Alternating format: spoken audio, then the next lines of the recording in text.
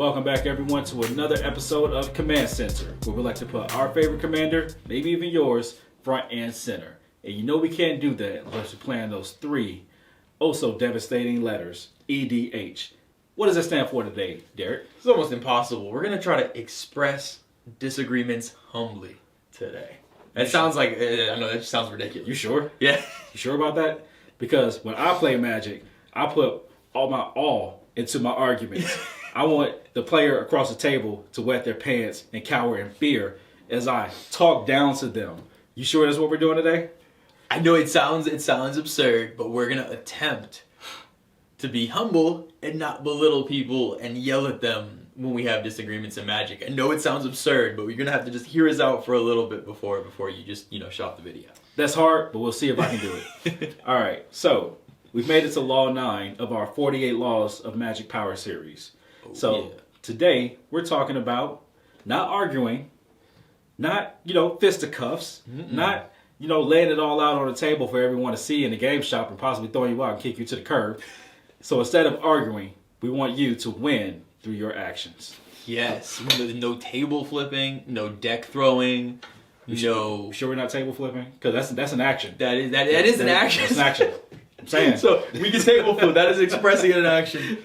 But we're going to take this absurd concept and see how it goes over to EDH. I guess we want to do it humbly today, huh? Okay.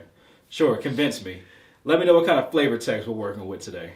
So obviously, if we're trying to, disagree humbly and be all, in good order and stuff, obviously we're going to find an Azorius card. And the best card that expresses this is going to be the Azorius Arrestor. And yeah, okay. Most generic Azorius card of all time. The flavor text says, you have the right to remain silent, mostly because I tire of your excuses. And this just basically shows that usually if you're the argumentative person in your pod and you're always arguing something, people are just going to drown out the noise at some point, and all of a sudden, it's almost like the people that want to politic too hard. If you're just arguing the whole, people just don't care anymore. It doesn't even matter if you're making a good point. It's at that point, you're just background noise. That's right. If you want to make sure that your arguments are loud and clear, you get into their face. I'm sorry. If you're loud enough, then they have no choice but to hear you. We're doing it humbly. My bad. All right. So this is going to take some getting used to. I'm channeling Hado Ken and his anger and his rage when he plays. Sorry. So I'm trying to get that out of me. That's normally how I play. I need to play with more people. I was going to say, thankfully Ken is not here for this. This table would have already been flipped. This video would have been shut off. This is against his belief system. I need to play with more people. I need to get out more. All right, so woosah. All right, woosah. So one way to win through your actions. One of the first principles we want to talk about is don't get caught up in arguments at the table. Mm-hmm. This one's gonna be more so about play style with your play groups and everything. Maybe even meeting new people in your pods. But don't get caught up in the arguments. This is a good thing in life in general, especially in a game when you're trying to have fun. There's nothing wrong with playful banter. If it's your friends, there's nothing wrong with trash talking. To me, that's one of the most fun parts about playing. But there's a big difference between playful banter and even trash talking and arguing. And arguing is literally just when you're just sitting there with an argument. There's no positive that's going to come out of it. It's two people just butting heads, yelling at each other, or even just being super passive aggressive with no resolution. You're going to make it awkward for everyone else at the table, and nothing good's going to come out of it. And you're probably going to end up having someone who you don't want to play with anymore. And it's just none of that's positive. Yeah. Some arguments you may run into is, why did you use your resource on this spell or this permanent over here or what this player did rather than using it over here? Threat assessment is one of the biggest things that causes arguments because everyone has a different idea of threat assessment. Threat assessment is something that takes years of playing to get a good grip on. Mm-hmm. And instead of using it as a teaching moment and, someone's about to combo off and someone removes the wrong thing, don't sit there and yell at the person and be like, oh, are you dumb? Why did you do this? Well, don't belittle them. Don't talk down to them. Like, you're not helping the situation at all. Just let them know. Be like, hey, I understand. I hadn't seen that. If you haven't seen that before, this is the way you should have done that. And make it a teaching moment. But sitting there trying to belittle somebody, that's going to make them be defensive, and then it just turns into an argument. Or for a more experienced player, actually it could be any player. Yeah. You may have a plan in your hand that you're going to do over the next turn or two. You may need that permanent gone for your plan. Remember, this isn't a group This isn't a group arch enemy kind of thing necessarily always going on. It's not always your job to get rid of things that help the table. Yeah. You may just want to get rid of things that help you. So be quiet, be humble, don't get in an argument, because you may just end up revealing information about your next turn or two. Yeah. And just the leapfrog off that, kind of just taking the next step for your gameplay, besides just not being argumentative, this is a theme, I feel like I've mentioned this in almost every video. When you're playing politically, with your actions you want to speak. So if someone does something that you don't approve of, you don't like how they're playing, you can use game mechanics to take it out on them, not yelling at them. If someone blows up the thing that you didn't think needed to be blown up, if someone takes out one of your things when you think there's bigger threats, again, I think this is going to become a new catchphrase, be petty in play, not in...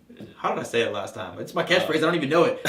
Play petty, don't be petty, that's what it was. Yeah. You want to play petty, don't be petty. I'm going to start saying this more often to teach myself because I'm the most petty person. But if that's the case, you can, through your actions, show people, look, that wasn't smart, I'm going to punish you for it. Instead of sitting there and just yelling someone's ear off, because that's not helping anybody. Yeah, one thing that I've definitely noticed that Hadoken does and Cowboy Kyle, if you let something go at a table or you let something pass and you let an opportunity pass by, I'm not going to yell at you and argue at you. I'm just going to use my resources and turn my board sideways at you. Because you need to be taught a lesson. And that is the best way to do it. There could be a situation where you throw your game away just to prove a point, where someone just messed it up for everybody. And instead, at that point, you're resigned to your fate. You know someone's about to win. Just swing everything at that person and be like, look, you need to learn. And that's kind of the best. You learn by experience, and that's kind of the best way to experience it. You're going to know your place. Yeah. All right, next principle we want to get into is choose your battles wisely. Yes. All right. Sometimes it is definitely wise to just play to your strengths and just, not get into an argument. Maybe sometimes an argument may help. I don't know. It depends. Choose wisely. Yeah. Because there are definitely times where sometimes you need to defend yourself. And There are times, especially if someone's slandering if they don't get personal, we'll keep it to the confines of the game, but if someone's slandering even your deck or anything, I've had this happen before where someone will come out and say something about your deck or say something that just blatantly isn't true. And if someone's going to start trying to make stuff up, there are times you need to defend yourself. If someone's going to be like, oh, they're playing this combo deck, they're trying to kill everybody so fast, and you're playing your jank deck, you do need to kind of defend yourself, because that can warp the game, and all of a sudden a perception can start that isn't the truth. Yeah, you don't need to paint a target on your back for when it doesn't need to be there. Yeah, but at the same time, those are few and far between. Every time someone says anything, that's not the time to argue. You want to make sure only if A, it's completely warping the sense of the game and making you the only target, you might have to defend yourself, or two, if someone's essentially slandering your deck or saying something that's untrue, there are times where you do want to defend yourself, but keep it to a minimum. Gotcha. All right, ready to move on to the devious parts of this? Oh, yeah, the devious parts. Couldn't wait. All right, so ways to convincingly deceive your opponents through argument. Yeah, all right. Good stuff. So if someone is trying to call you out on something, if they are trying to let the other players, the other opponents know that you have something deceptive going on with your gameplay, a combo is about to go off in the next turn or within that turn, just play dumb. Just feign ignorance. I don't know what you're talking about. Wait, that does what? I didn't. Thanks for pointing that out to me. I appreciate that.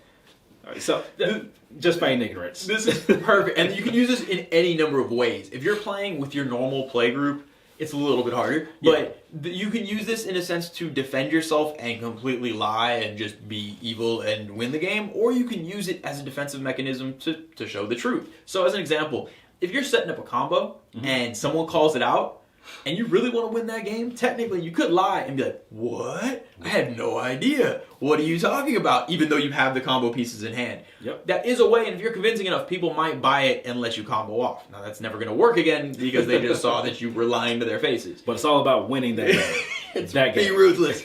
But the other way I like to use it would be, let's say you are running, and the card I came up with before was Kiki Jiki. There are some people, believe it or not, that do run Kiki Jiki for value. I mean, Ken loves to run Kiki Jiki, and I don't think he has any combos within any of his decks. No, he just makes clones of tokens of things that he really likes. Exactly. So someone might see a Kiki Jiki, and their first thought is, you're about to combo off and warn the table. And you can literally feign ignorance and be like, I don't know what you're talking about. Like, I literally run this to clone this. What combo are you talking about? And you might know every Geeky Geeky combo, so you are lying. But because you don't have any of those in your decks, you can actually play ignorant. And then when the game goes on and no combo happens, people are going to be, oh, okay. And stuff like that. There was no argument or anything, but because you played dumb, you were able to play your fun deck and not have everyone see you as the threat. Now, here's a sneaky thing. Ken actually does have the infinite combo, the infamous Kiki Jiki Petromite combo. I've never seen him use it. It's in the deck, though, because he knows that people knows about that combo. Mm-hmm. And he'll probably go a whole game with keeping Pestromite in his hand. Yeah. Just to make sure, just to keep things copacetic. One of the guys in our playgroup, Jason, does the same thing. He has a Kiki Jiki in a deck, and he also has it with Zealous Conscripts. I don't think I've ever seen him combo off with it. It's literally there for the 3-hour games that will never end, and it's okay, we need to shuffle up. But at the same time, again, if someone's going to call him out for it, he's going to be, I would hope he would be defensive and play it in a way that's like, oh, I don't know what you're talking about. Because that's not his plan. He has no plans on using it like that except for emergencies. Right. All right, next principle for deceptive arguments.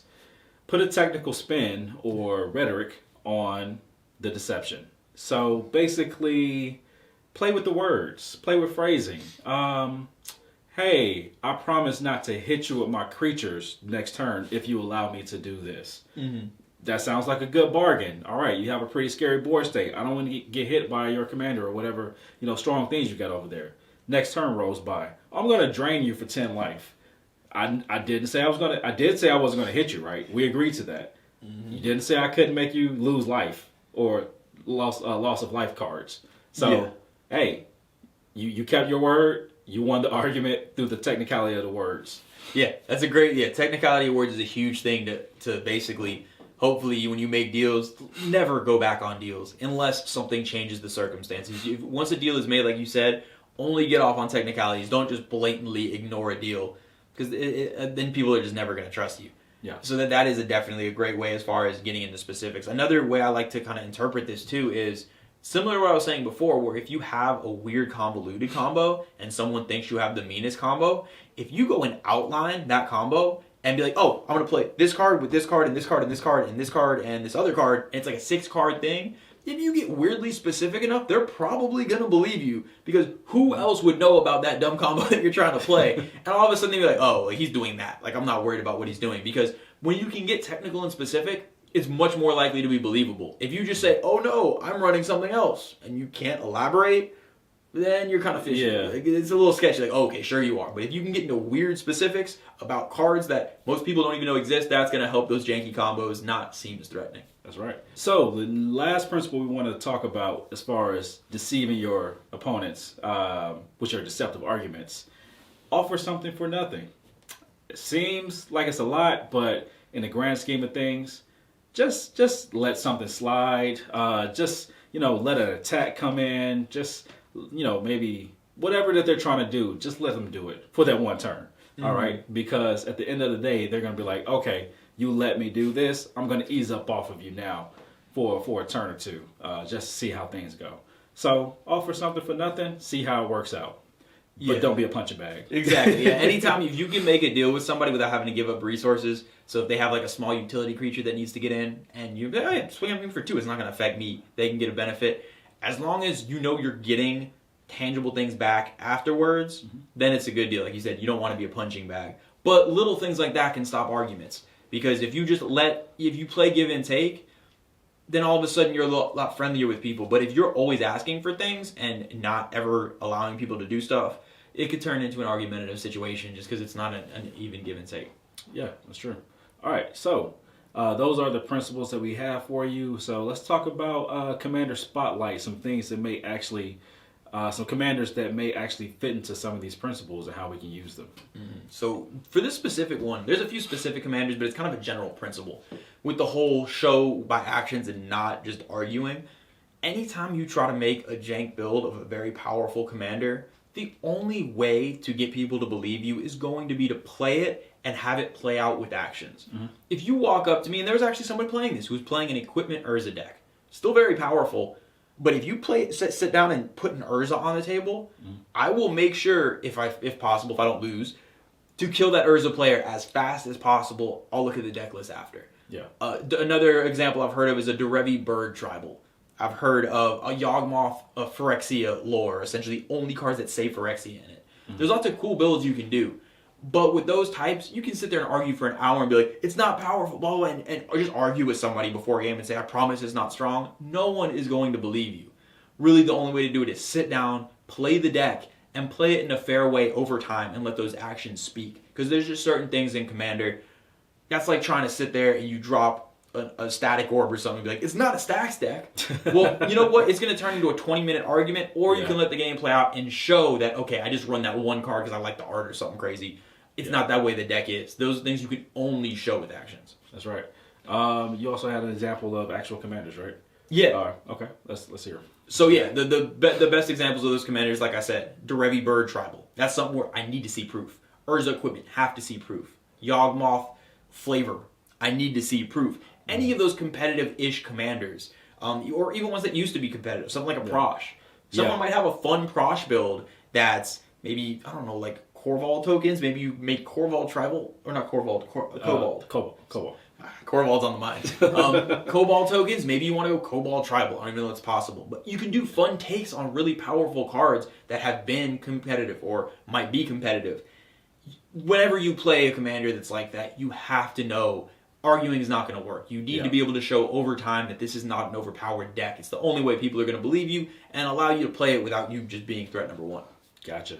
All right, so I think we're going to end it right here. This was a pretty straightforward, simple law. Don't apparently throw the table at people. Apparently that's not a way. That's not how you win arguments. Apparently, I don't know. I think people they haven't tried it yet. It sounds great in theory, but flipping a table, nobody's got a response for that. There's no counter spell that's going to stop that. Exactly. There's no instant speed. There's no fast action, whatever, to stop a table from coming at you. And you feel good on the inside when you do it. All right? Yeah. So better than scooping. It's table flipping. It's going to be the new thing. Definitely. I definitely frown upon scooping. But a table throw, table flip, all for it. All right. So...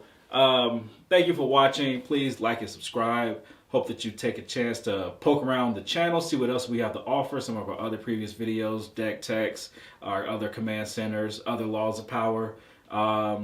Even poke around the Patreon, see what we have to offer for patrons. We do deck doctors for our patrons.